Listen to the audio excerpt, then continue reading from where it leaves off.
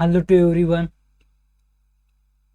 आई hope आप सभी अच्छे होंगे और सारे बच्चा पार्टी बहुत मेहनत कर रहे होंगे। सभी बच्चों के एग्ज़ाम आ रहे हैं, टेंथ के प्री बोर्ड हो चुके हैं सभी बच्चों के मैक्सिमम स्कूल्स या कॉलेजेस में। तो अब बोर्ड के एग्ज़ाम आने वाले हैं, तो आई होप सारे लोग बहुत फोकस होंगे। ठीक है, तो उन्हीं के लिए सोच करके आपके लिए ही एक सीरीज चालू की गई, जिसमें सीरीज के अंदर आपको बहुत सारी चीज़ें आपको कराने वाले हैं हम लोग। ठीक है, तो उसमें आपको अभी साइंस मिल रही है प्रतिभा बैच के नाम पे, जो कि क्रैश कोर्स है। Crash course in the sense ये है कि अभी आपको वही पढ़ाया जाएगा जो आपके एग्जाम में आने वाला है, जो आपके एग्जाम के पॉइंट ऑफ व्यू से इम्पोर्टेंट है। ठीक है, तो आज की एक क्लास आपकी और आने जा रही है, जिसमें हम लोग हिस्ट्री करने वाले हैं। यानी अब यहाँ से आपको हिस्ट्री में आपको जो भी आपके जितने चैप्टर्स हैं वो सारे होंगे। उसके बाद आपके एसएस में जितनी भी बातें हैं सिविक्स की, चाहे वो ज्योग्राफी हो, ठीक है, चाहे वो ज्योग्राफी हो, तो ये जितने भी आपके टॉपिक्स हैं, या इकोनॉमिक्स हो, ठीक है, इकोनॉमिक्स हो, ये सारे के सारे चैप्टर्स आपको कराए जाएंगे अब धीरे धीरे करके। और मेरा एक ही बात का कहना है कि भाई हम अपना काम कर रहे हैं, आप थोड़ा सा अपना काम दिखा दो यार, थोड़ी सी एक हल्की सी हेल्प चाहिए, आप ना बस शेयर कर दो। ठीक है, ताकि और बच्चों तक हम पहुंच जाएं, उनकी हेल्प हो जाए। ठीक है, केवल यहाँ पे हेल्प करने के पर्पज से हम लोग आए हुए हैं। अब देखो, यहाँ पे आज का जो चैप्टर है, पहला चैप्टर है हिस्ट्री का, the rise of nationalism in Europe. यानी कि यूरोप के अंदर नेशनलिज्म का उठना या राइज होना। ठीक है, इस चैप्टर के अंदर हम देखने वाले हैं कि नेशनलिज्म यूरोप के अंदर आया कैसे। देखो, देखने को तो कहानी बहुत बड़ी है। अगर एक बड़ी पिक्चर में आप देखने की कोशिश करोगे तो फ्रेंच रिवॉल्यूशन को समझोगे। फ्रेंच रिवॉल्यूशन से पहले अगर mid of the 18th century से पहले भी देखोगे तो आपको वहाँ पे, या mid of the 18th century में आपको वहाँ पे इंडस्ट्रियल रिवॉल्यूशन देखने को मिलेगा। आपको उससे पहले एनलाइटेनमेंट का पीरियड देखने को मिलेगा। जब आप लेटा एनलाइटेनमेंट का पीरियड देखते हो, इंडस्ट्रियल रेवोल्यूशन देखते हो, इन सारी चीज़ों के बाद आप देखते हो कि एक यूरोप के अंदर अचानक से भूचाल सा आ जाता है। आखिर वो भूचाल आता कहाँ है? वो भूचाल चालू होता है कि आप देखोगे 1700 या 17 के समथिंग आप देखोगे कि उससे पहले अमेरिकन रिवोल्यूशन भी हो जाती है। ठीक है, फिर उसके बाद फ्रांस रिवोल्यूशन होती है। अब देखो, फ्रांस की रिवोल्यूशन कहाँ से होती है और आखिर उसमें बातें क्या थी, ये आपको बहुत ज़्यादा ज़रूरी है जानना। अब देखो, यहाँ पे एक पिक्चर बनाई गई है और ये पिक्चर एक आपके चैप्टर में ही एनसीईआरटी में गिवन है, और ये पिक्चर फ्रेडरिक सोरियो साहब ने बनाई है, और ये पिक्चर 1848 में बनाई गई। इसमें फ्रेडरिक सोरियो साहब ने एक सपना दिखाया है दुनिया को, या कह सकते हो उन्होंने एक सपना देखा है। एक सपना देखा है डेमोक्रेटिक वर्ल्ड का, एक सपना देखा है सोशल रिपब्लिक वर्ल्ड का। मेरी बात को गौर से समझना। उन्होंने इस पिक्चर के थ्रू, इस पिक्चराइजेशन के थ्रू उन्होंने इतना करके दिखाया है कि दुनिया को एक रोमांटिसिज्म में बांधने की कोशिश की है। वो रोमांटिसिज्म था नेशनलिज्म का। ये था कि भाई हम अब किसी की बातें नहीं सहेंगे, या हमारे ऊपर कोई एक्सप्लॉयटेशन नहीं करेगा, हम किसी के एक्सप्लॉयट नहीं होंगे, या हमारे ऊपर कोई कॉलोनी बना के नहीं रहेगा, या कोई भी सोसाइटी का एक ऐसा सेक्शन जो किसी अदर सेक्शन पे क्या कर रहा हो, एक्सप्लॉयटेशन कर रहा हो, तो वो भी नहीं करेंगे। यहाँ से बातें निकल के आएंगी इक्वालिटी की, इक्विटी की, फर्टिनिटी की। ठीक है, देखो, नेशनलिज्म इन यूरोप को दो तरीकों से पढ़ा जा सकता है। एक पहला तरीका ये है कि आप ना जो आपके थिंकर्स हैं, ठीक है, थिंकर्स के बेसिस पे पढ़ लो। क्योंकि देखो, दो तरीकों से पढ़ा जा सकता है, एक the basis of thinker, on the basis of thinkers, ठीक है, या philosopher, on the basis of philosopher या थिंकर्स। ठीक है, या आप बोलोगे कि भाई सर हमने तो जो फ्रेंच रेवोल्यूशन पढ़ा है, उस फ्रेंच रेवोल्यूशन के अंदर हमने केवल ये बातें पढ़ी हैं कि वहाँ की कंडीशन ही ऐसी थी कि क्या हो गया, फ्रेंच रेवोल्यूशन हो गया। ठीक है, हाँ, तो आपको वहाँ पे जो इमीडिएट कंडीशन थी, जो वहाँ की करेंटली सिचुएशन थी, उसके बेसिस पे पढ़ लो। देखो, करेंटली सिचुएशन ही हर जगह पर किसी भी रेवोल्यूशन के लिए रिस्पॉन्सिबल होती है, बट ऐसा माना जाता है कि वहाँ के जो थिंकर्स थे, वहाँ के जो फिलोसफर थे, जैसे कि अगर आप एक एग्जांपल ले लो, रूसो का एग्जांपल ले लो। ठीक है, रूसो थे यहाँ पे, मान लो कौन थे, रूसो थे। वॉल्टेयर के एग्जाम्पल ले सकते हो, वॉल्टेयर भी थे यहीं पे, ठीक है। वॉल्टेयर ने अपना प्रिंसिपल दे रखा था यहाँ पे। तो ये ऐसे थिंकर्स थे, जैसे माना जाता है कि रूसो, बोला जाता है कि रूसो ना होता तो शायद फ्रांस में रेवोल्यूशन ना होता, ठीक है, कि रूसो की वजह से ही फ्रांस में रेवोल्यूशन आया। तो इस बात को जस्टिफाई करने के लिए भी क्वेश्चंस आ जाते हैं, बट आपके बोर्ड में नहीं आएंगे। मैं केवल ये बात समझाने के लिए कह रहा हूँ कि भाई आपको जो फ्रेंच रेवोल्यूशन पढ़ना है, या कोई भी रेवोल्यूशन पढ़ो यार, मैं कह रहा हूँ नेशनलिज्म आप यूरोप में पढ़ रहे हो, उसके बाद नेशनलिज्म हम इंडिया में पढ़ेंगे, तो आपको ये बातें देखनी होंगी कि कहीं पर कोई थिंकर, कहीं पर कोई फिलोसफर, क्योंकि सोसाइटी के अंदर इनलाइटेनमेंट का काम यही करते हैं, सोसाइटी को जगाने का काम यही लोग करते हैं, सोसाइटी में प्रिंसिपल देने का काम यही लोग करते हैं, ठीक है। तो ऐसा बोला जाता है कि रूसो ना होता तो क्या होता, रेवोल्यूशन ही ना होता, ठीक है। ऐसी स्टेटमेंट आती है और ये बड़े बड़े एग्जामों में आती है कि जस्टिफाई करो इस स्टेटमेंट को, आप क्या सहमत हैं इस बात से। तो ऐसा नहीं है, क्योंकि वहाँ की करंटली सिचुएशन ऐसी थी, कि भाई अगर बोला जाता है कि अगर रूसो पैदा भी ना हुआ होता ना, तो भी वहां पे रेवोल्यूशन होता। कुछ लोगों का जो मानना है, जो वहाँ पे करंटली सिचुएशन के अकॉर्डिंग, जो वहाँ की रिसेंट सिचुएशन बनी उसके अकॉर्डिंग जो मानते हैं कि फ्रेंच रेवोल्यूशन हुआ या फ्रांस का रेवोल्यूशन हुआ, तो वहाँ पे क्या बोला जाता है, वहाँ पे बोला जाता है कि अगर रूसो पैदा भी ना हुआ होता या रूसो पालने में ही पड़ा रह जाता तब भी रेवोल्यूशन होता, ठीक है। तो ये एक कॉन्फ्लिक्ट का मैटर है, ये यहाँ पे कॉन्फ्लिक्ट है थोड़ा सा, ठीक है। अब ये कॉन्फ्लिक्ट आइडियोलॉजी का हो सकता है, किसका हो सकता है, आइडियोलॉजी का हो सकता है, बट आपको दोनों बेसिस पे पढ़ना चाहिए, आपको दोनों बेसिस पे पढ़ना चाहिए। हम दोनों बेसिस पे पढ़ाएंगे, बट इस क्लास में नहीं, क्योंकि ये क्लास केवल एनसीईआरटी ओरिएंटेड है।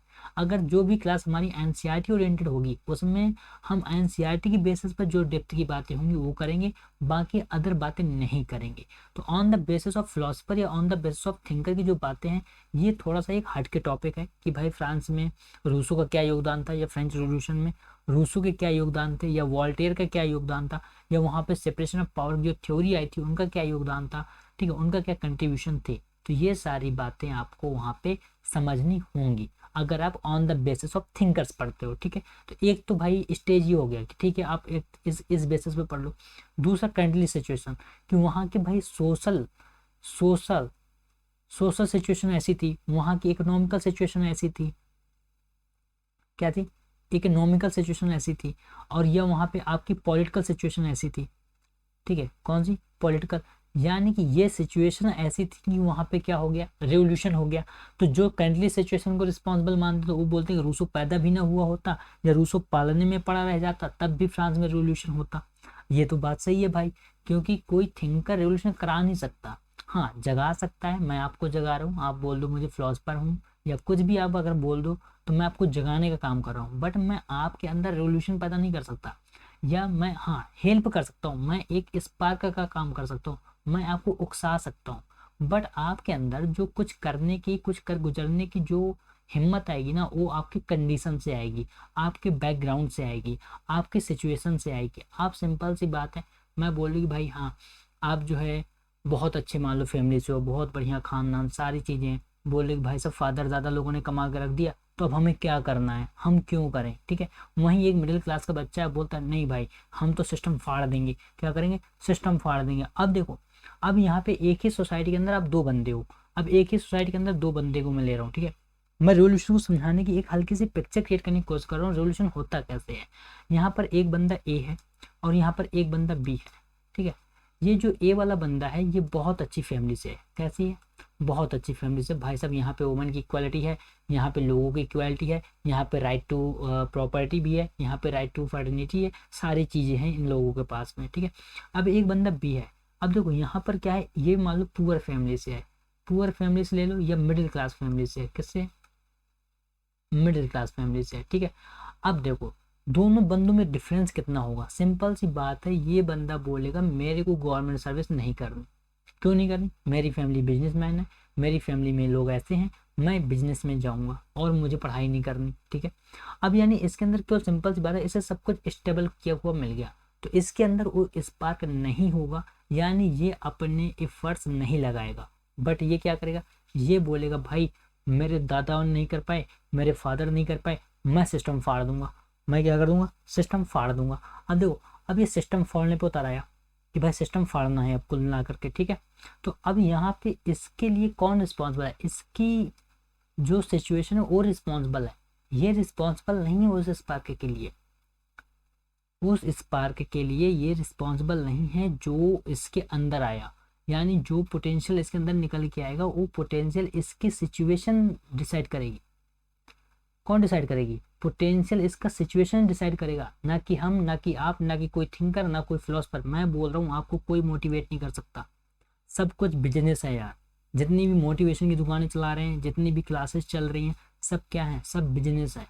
बात समझ में आ रही है, सब बिजनेस अपनी अपनी रोटियां सेक रहे हैं आप लोगों को फालतू की बातें सिखा करके, ठीक है। कोई किसी को कोई मोटिवेट नहीं कर सकता, मोटिवेशन क्या अपने अंदर से आती है। तो यही बातें सिंपल सी थी कि आपको किसी के बहकावे में नहीं आना है, आपको अपने पोटेंशियल को अपने तरीके से अपने सिचुएशन के अकॉर्डिंग यूज करना है, ठीक है। बात समझ में आ रही है। तो आपको यहाँ पे फ्रेंच सॉल्यूशन को दो तरीके से पढ़ने को मिलेगा, बट हम केवल एनसीईआरटी में इस क्लास में केवल और केवल इस बेसिस पे पढ़ेंगे कि एनसीईआरटी क्या कह रही है, मैं क्या कह रहा हूँ, या सिचुएशंस क्या थी। ये सारी चीज़ें बाद में मैटर करेंगी जब हमारे पास कौन सी क्लास आएगी, कॉन्सेप्चुअल क्लास आएंगी हमारी, तब मैटर करेंगे, तब हम उसमें डिफाइन करेंगे सारी बातें एक एक करके, ठीक है। तो अभी यहाँ पे हम क्या देखने वाले हैं, नेशनलिज्म इन यूरोप देखना है, राइज ऑफ नेशनलिज्म।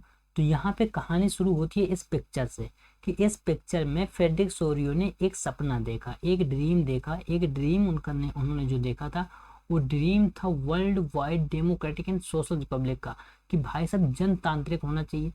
क्या होना चाहिए, जनतांत्रिक होना चाहिए, यानी कि जो भी हो जनता का हो, जनता का शासन हो, जनता के लिए हो, जनता के द्वारा चुना गया हो। ये फ्रेडरिक सोरियो ने एक क्या किया, इमेजिन किया, एक रोमांटिसिज्म क्रिएट किया ताकि वो लोगों के अंदर डाल सकें इस पिक्चर के थ्रू, ठीक है।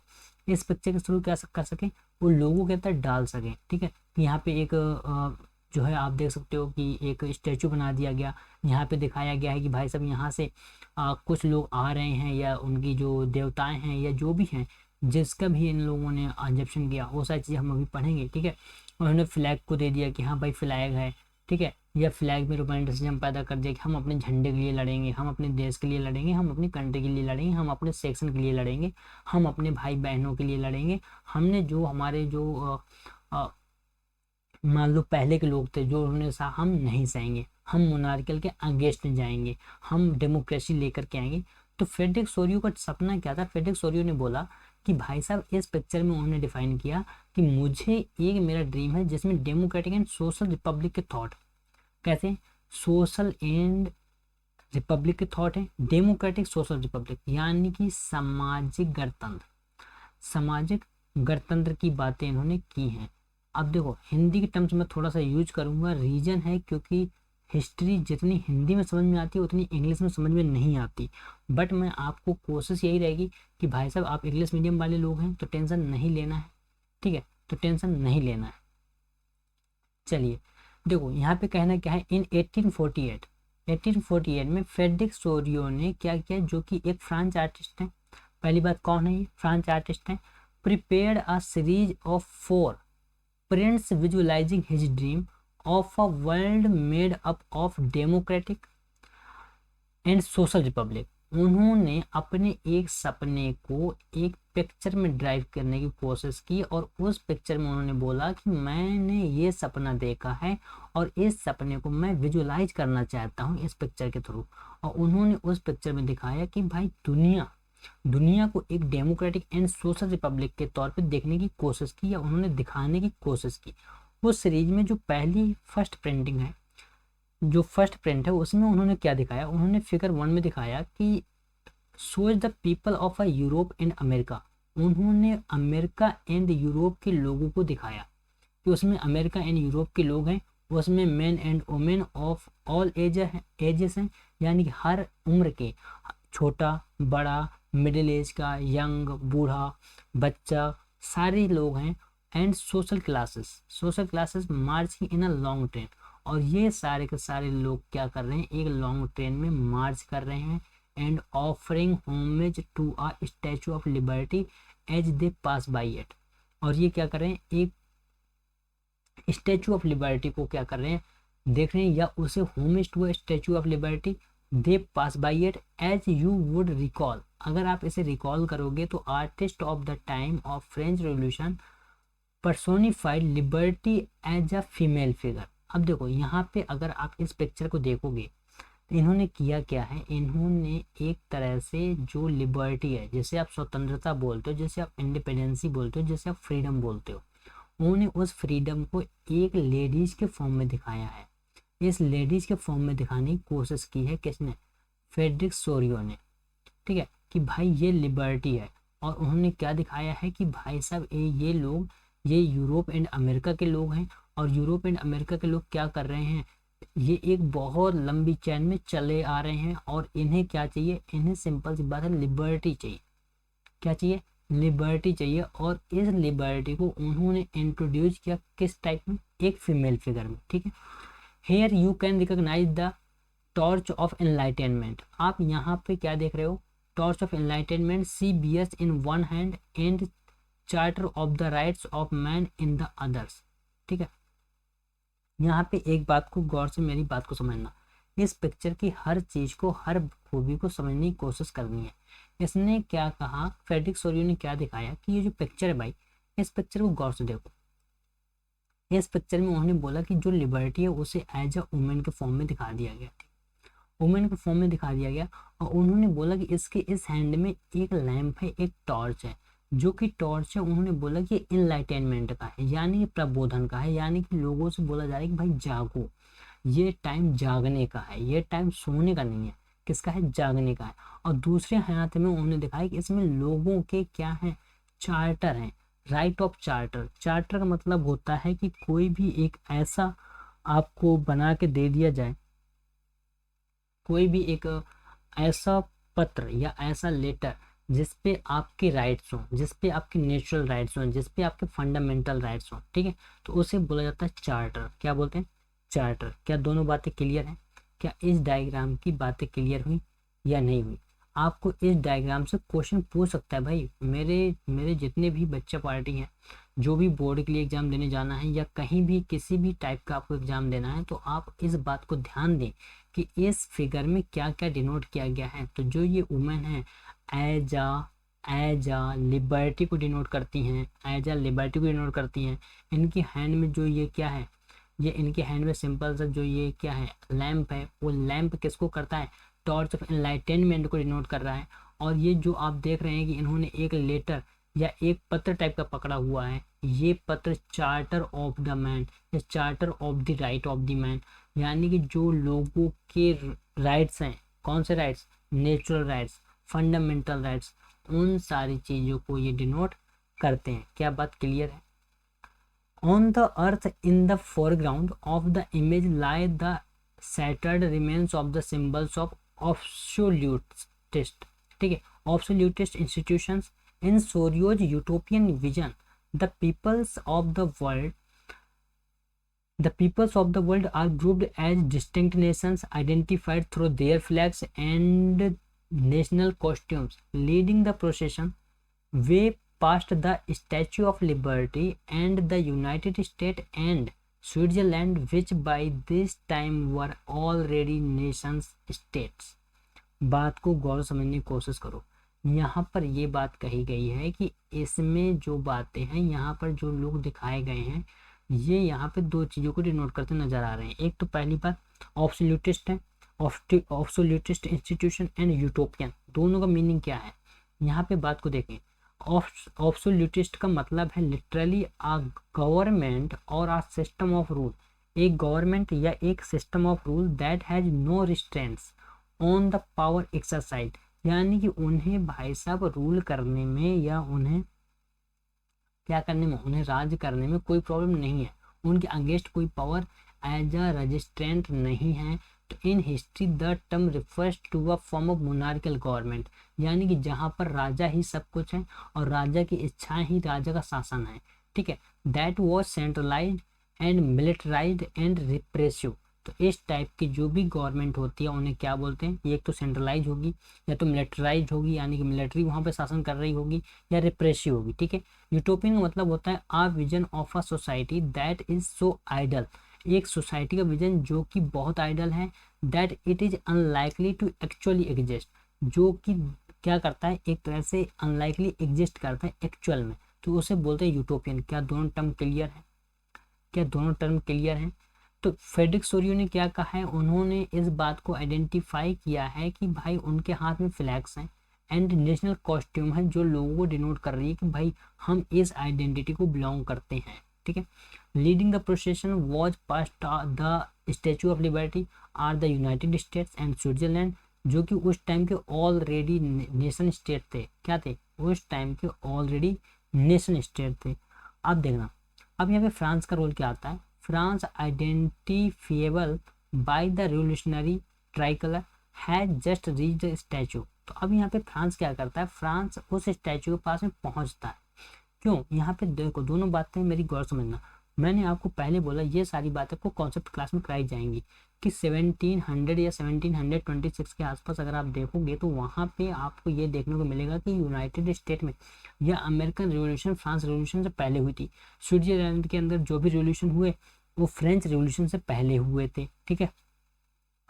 तो यानी इसका मतलब कहने का ये है कि जो यूनाइटेड स्टेट हैं या स्विट्जरलैंड के लोग हैं वो इस लिबर्टी को पास कर चुके हैं, इस स्टेचू को क्या कर चुके हैं, पास कर चुके हैं। और फ्रांस वाले यहाँ पहुंच रहे हैं एक ट्राई कलर को लेकर के, एक ट्राई कलर के फ्लैग को लेकर के, ठीक है। She is followed by the people of the Germany. अब ये जो उनके पीछे हैं उनके जो है कुछ लोग फॉलो कर रहे हैं, जो कि कौन है, जर्मनी के लोग हैं। Beating the black red and gold flag, तो उन्होंने कुछ कॉस्ट्यूम्स पहने हुए हैं जो कि ब्लैक कलर के हैं, रेड हैं, और उन्होंने गोल्ड फ्लैग लिया हुआ है, ठीक है।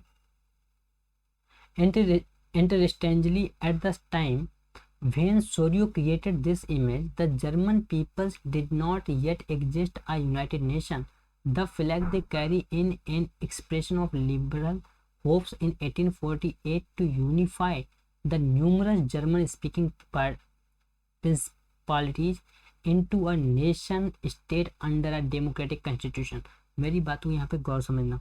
यहाँ पे केवल इतनी बात कही गई है कि भाई साहब जो जर्मनी के लोग हैं वो लोग क्या कर रहे हैं, उनका एक अलग कॉस्ट्यूम है, उनका एक अलग फ्लैग है, और वो लोग वहाँ पे उस टाइम पे यूनाइटेड स्टेट को एग्जिस्ट नहीं करते थे। तो सिंपल सी बात है, उन्होंने एक अपना अलग टाइप का फ्लैग ले रखा था, और उसमें क्या था, उसमें उस टाइम का जो लिबर्टी को लेकर के फीलिंग्स थी, जो लिबर्टी को लेकर के एक यूनिफाई नेचर का माहौल क्रिएट था, उस चीज़ को लोग डिनोट कर रहे थे, उस चीज़ को लोग क्या कर रहे थे, डेमोन्स्ट्रेट कर रहे थे। और वहाँ पे ये कह रहे थे कि भाई साहब ये जो जर्मन स्पीकिंग प्रिंसिपलिटीज हैं ये इन्होंने क्या किया, a nation state under the democratic constitution की बातें इन लोगों ने की। Following the German peoples are the peoples of Austria. तो जर्मन पीपल को कौन फॉलो कर रहा था, ऑस्ट्रिया के लोग फॉलो कर रहे थे। किंगडम ऑफ टू सेलिलीज, जो कि लंबार्डी था, पोलैंड था, इंग्लैंड थे, इंग्लैंड के लोग, आयरलैंड, हंगरी एंड रशिया, ठीक है। From the heavens above Christ, ऊपर से हेवन जो आपको ऊपर लोग दिखाई दे रहे थे, आप पिक्चर में देखेंगे तो Christ, saints and angel gaze upon the scene, they have been used by the artist of symbolise fraternity among the nations of the world. और ये चीज़ क्या दिखा रही है, ये चीज़ डिनोट कर रही है दुनिया के भाईचारे को, यानी कि फ्रेटर्निटी को। क्या बात क्लियर हो रही है? तो कुल मिलाकर के यहाँ पर इस पिक्चर में जो बात इंपॉर्टेंट है आपको ये देखनी है इस पिक्चर के अंदर, कि यहाँ पे जो भाई साहब ये दिखाया गया, देखो ये क्या है, फ्रेटर्निटी दिखाई गई है ना, ये फ्रेटर्निटी दिखाई जा रही है। तो आपको इस पिक्चर की हर चीज़ को पता होना चाहिए कि भाई साहब जो लिबर्टी है, केवल यही मतलब है कि फ्रेडरिक सोरियो ने जो 4 बातें बोली हैं कि भाई साहब लिबर्टी को एज ए वुमेन उन्होंने डेमोन्स्ट्रेट किया।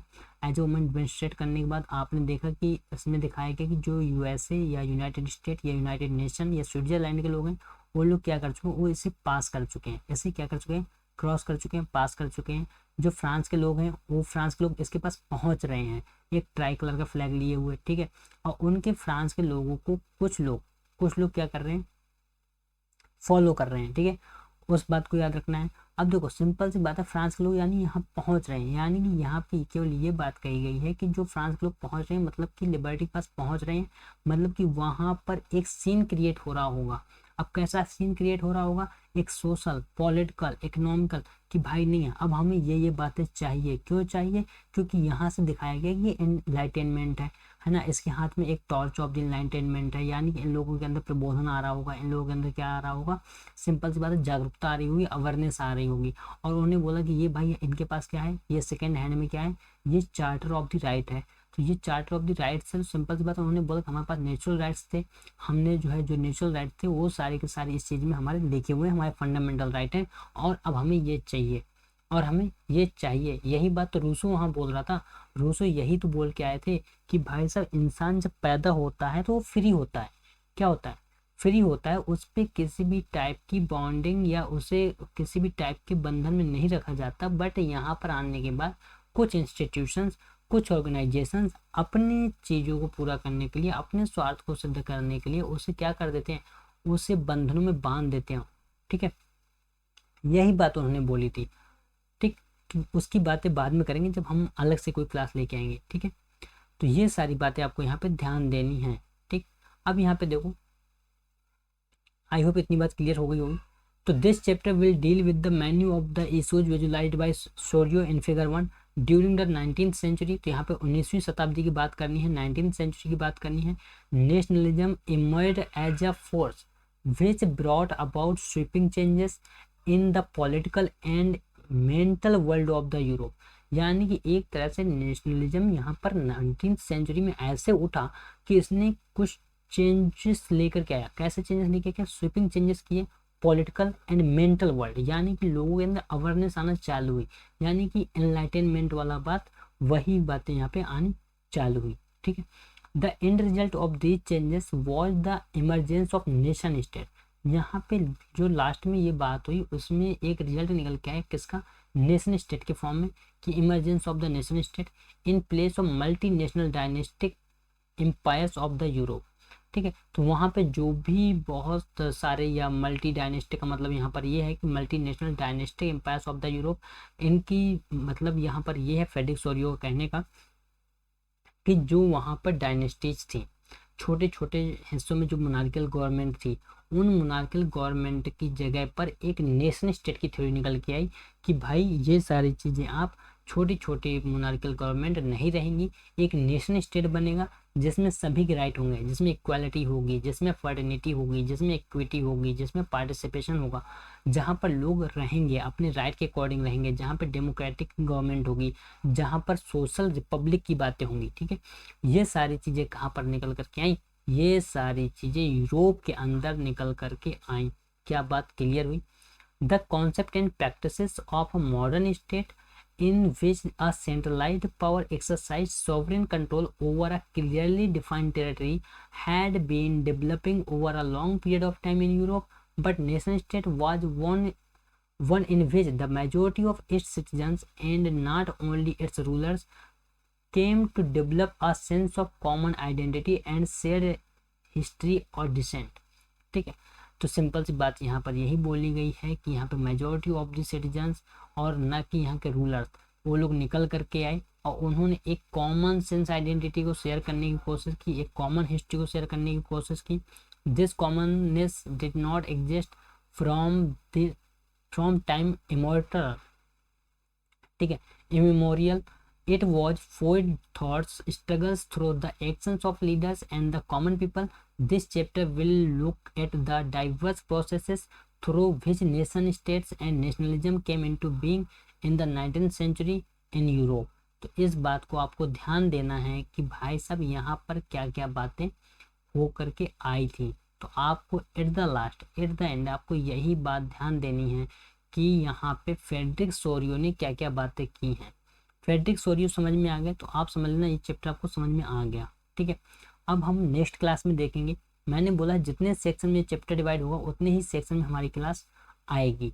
तो अब हम नेक्स्ट क्लास में देखेंगे तो French revolution and the idea of the nation क्या था। तो यहाँ तक की बात क्या आपको समझ में आई है? मैं एक रिकैप करा देता हूँ, मैं एक ओवरऑल दे देता हूँ। ठीक है, आपको ओवरऑल में केवल इतना याद रखना है, इतनी सी बात याद रखनी है कि यहाँ पर जो 4 बातें फ्रेडरिक सोरियो ने की, फ्रेडरिक सोरियो ने 4 बातें क्या की? फ्रेडरिक सोरियो ने 4 बातें ये की कि भाई यहाँ पर उन्होंने एक रोमांटिसिज्म क्रिएट किया। एक सोशल रोमांटिसिज्म। अब सोशल रोमांटिसिज्म में क्या किया उन्होंने, अपने ड्रीम को, जो उन्होंने देखा उस ड्रीम को उन्होंने एक डिमॉन्स्ट्रेटेड फिगर में डिनोट कर दिया, कि उन्होंने एक फिगर बना दिया, एक पिक्चर बना दी, एक पिक्चर क्रिएट कर दी और उसमें उन्होंने दिखाया कि उन्होंने बोला कि भाई मैंने 4 बातें देखी, उन 4 बातों में से मैं चाहता हूँ कि यहाँ पर दुनिया एक डेमोक्रेटिक एंड सोशल रिपब्लिक की तरह उभर करके बाहर आए। ठीक है, उन्होंने ये बात बोली कि भाई सब इस तरह से बाहर आए कि उन्होंने लिबर्टी को बोला कि भाई लिबर्टी एक क्या है, लेडीज है। उन्होंने एक वुमेन को लिबर्टी के फॉर्म में इंट्रोड्यूस कर दिया। उसके हाथ के लैंप को बोला कि ये एनलाइटेनमेंट है। उन्होंने बोला ये क्या है, चार्टर ऑफ राइट्स है, जो कि लोगों का है। ठीक है, अब यहाँ पे कुछ क्राइस्ट, यहाँ पे कुछ सन्स वगैरह, जो सेंट्स वगैरह हैं, वो सारे लोग यहाँ से देख रहे हैं। ये क्या, फर्टिनिटी को नोट कर दिया। उन्होंने बोला कुछ लोग पास हो चुके हैं इसके आगे, यानी कि लिबर्टी को क्रॉस कर चुके हैं, तो वहाँ पे उन लोगों ने बोला कि ये यूनाइटेड नेशंस के लोग हैं, ये स्विट्जरलैंड के लोग हैं। बोला कि यहाँ पर कुछ लोग पहुँच रहे हैं। अब जो लोग पहुँच रहे हैं तो वो लोग कौन है, वो फ्रांस के लोग हैं। अब उन्हें कुछ लोग फॉलो कर रहे हैं। ठीक है, अब उन्हें कुछ लोग क्या कर रहे हैं, फॉलो कर रहे हैं। तो ये बातें यहाँ पर की गई हैं और इन बातों को आपको याद रखना है, इसी फॉर्म में याद रखना है। ठीक है, सिंपल सी बात है यार, रेवोल्यूशन का यही मतलब होता है कि सिंपल सी बात है, कहीं पर किसी का आप एक्सप्लॉइटेशन करोगे वो आपके खिलाफ बोलेगा, आपके खिलाफ बोलेगा, आपके खिलाफ आवाज़ उठाएगा। और वहाँ पे जो भी रोमांटिसिज्म होगा, अगर एक सोसाइटी को बांध के रखना है तो आप क्या करो, उस सोसाइटी को एक रोमांटिसिज्म के थ्रेड पर क्या करो, बांध दो। वही बात फ्रेडरिक सोरियो ने करने की कोशिश। तो थैंक यू सो मच, मिलेंगे नेक्स्ट क्लास में और देखेंगे कि आखिर यूरोप के अंदर अब नेशनलिज्म का राइज कैसे हुआ। ठीक है, तो सारी बातें आई होप क्लियर होंगी। थैंक यू सो मच, मिलते हैं नेक्स्ट क्लास में।